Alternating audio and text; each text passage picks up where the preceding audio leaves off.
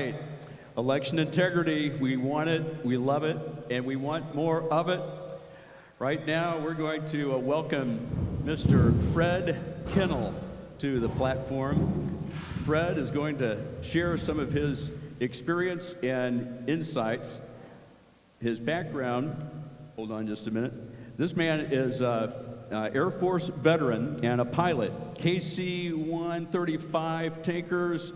So he is used to flying high and doing God's work in the sky, and here he is in the land of the free on land duty, and he's going to share with us some incredible updates on what we can do to make our voice heard. Please welcome Mr. Fred Kennel.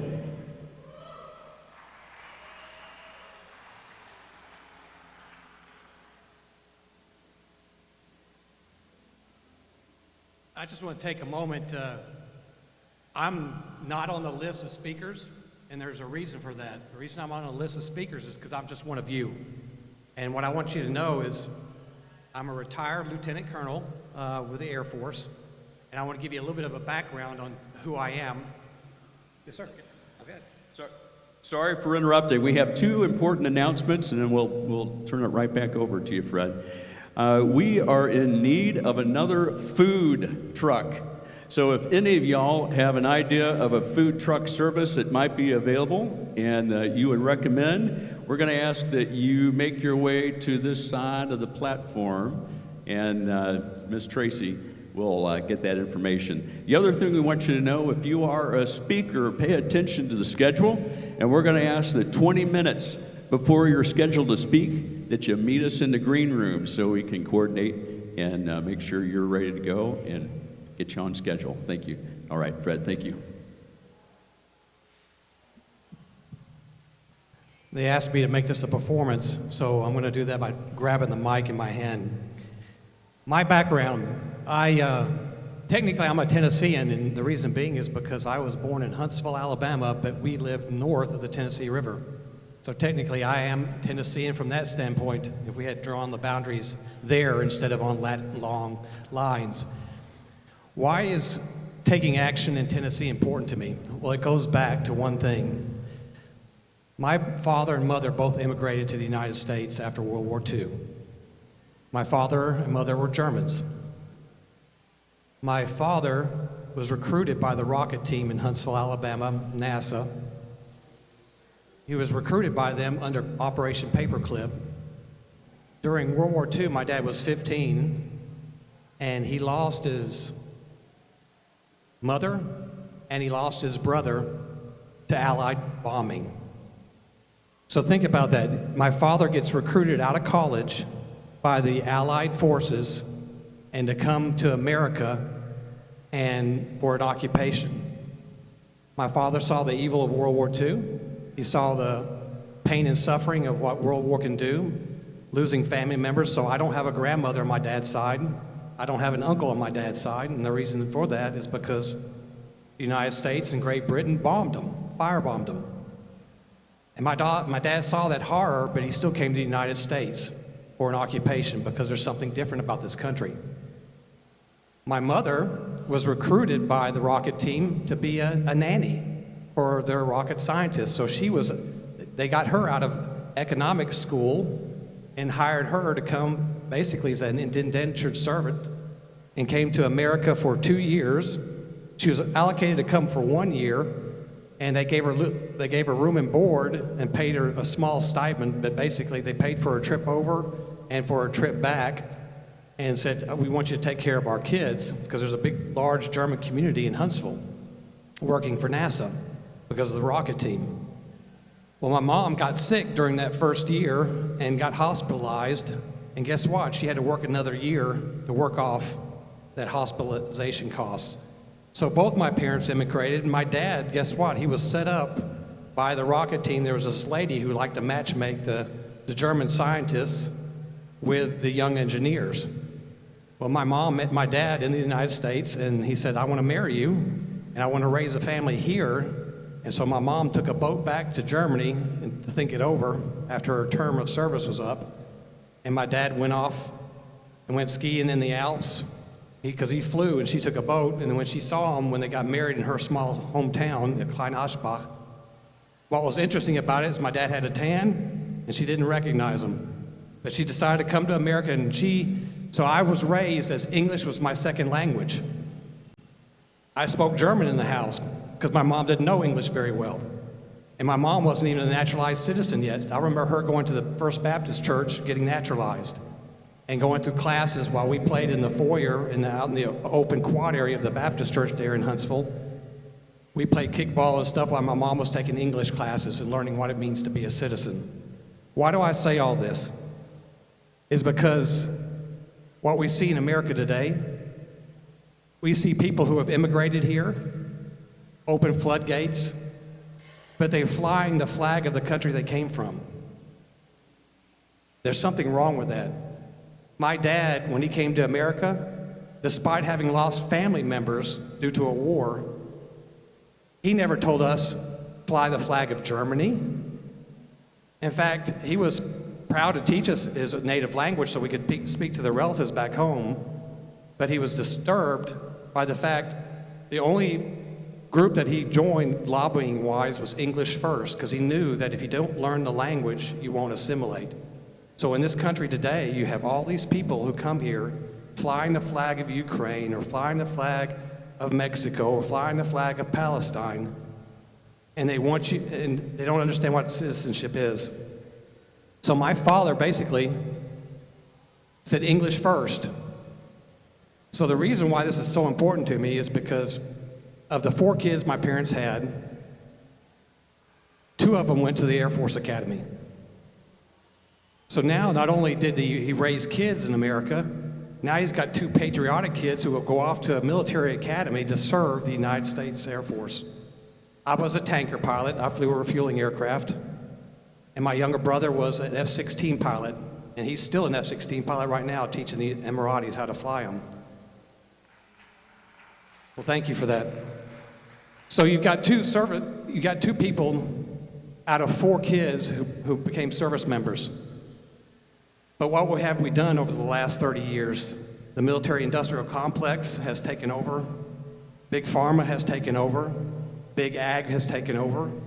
All these captured industries have caused us to realize that we need to do something locally, because nationally, it's a very difficult thing to do. So after going to the Air Force Academy, I joined the Guard. Went to Iraq, came back. After Iraq, I got out of the military because Clinton got in office, forced us out. They were doing the reduction force. I joined the National Guard right up here in Knoxville, Tennessee, and finished my career with the KC-135 unit, the 134th Air Refueling Wing in Knoxville, Tennessee. That's how I met my wife. I was 41 when I got married, and she was 40, and she's a native here. She's from Oak Ridge, went to UT, both in Memphis and in Knoxville, and then worked in Nashville for 30 years, and then we retired. We decided to move here. I retired in 2014 at the age of 50, and I started yelling at the TV. I don't know how many of you out there yelled at your TVs. We saw what COVID happened. They shut our schools down. They shut our churches down. They wouldn't let us go out in public without masking ourselves. But when BLM or Antifa wanted to go riot in the streets, it was okay for them to organize. And so that scared me. I joined Moms for Liberty in Davidson County. So I went to go to Moms for Liberty meetings. But the sad thing, in Davidson County, there was only like 3 moms who showed up. And I was the only guy there. Then I go to Metro Council meetings, and I've got all these young people at the Metro Council meetings wearing red shirts, communist, and their teachers were there with them, so that the teachers would dress them up. And the interesting thing about the teachers, I couldn't recognize whether they were male or female. And that's a scary thing. So you got all these little communist, red-shirted teenagers with their teachers at the Metro Council meeting protesting. Then I went to public school boards meetings, and I had teachers up there testifying to the public school system in Metro Nashville saying, I'm scared of my kids. They're going to kill me if you let them go back to school. So that's what we have for teachers. So all this stuff started making me angry. And I realized in Davidson County, all the efforts and all the things I got involved in, they even made my wife a precinct captain for the Republican Party and when we volunteered, but they wouldn't let us have access to the voter rolls. They wouldn't let us go into the neighborhoods and talk to our neighbors. They held that information so tightly because they wanted to control us. And then what they asked my wife to do phone calls for people who weren't even in our district as a precinct captain instead of us going to talk to our neighbors. So why do I say all this? It's because we all have a reason we're here today. My reason is because I went to culinary school after I got done with the Air Force career. I did 8 deployments over to the Afghanistan area. I was stationed in Qatar and Doha, and I flew all the way to Afghanistan 8 times. I did a tour of duty, and because I did those 8 times, I got the post 9/11 GI Bill. And that GI Bill basically gave me a way to go back to school. And so I asked my wife, I said, when I got back from all this traveling, all this deployment stuff I did, the first 9 years of our marriage, we didn't even live together. I lived in Knoxville, and I went all over the world. She lived in Nashville, and every once in a while we'd meet for a week, either in Nashville or Knoxville, to visit each other. We liked it. I mean, we were 41 and 40, but hey, it's better than nothing. So I was upset when I got out that they would take this freedom from us and lock us down. And so I went to culinary school to learn a trade, and I found out that all the school kids were upset that Donald Trump was getting elected.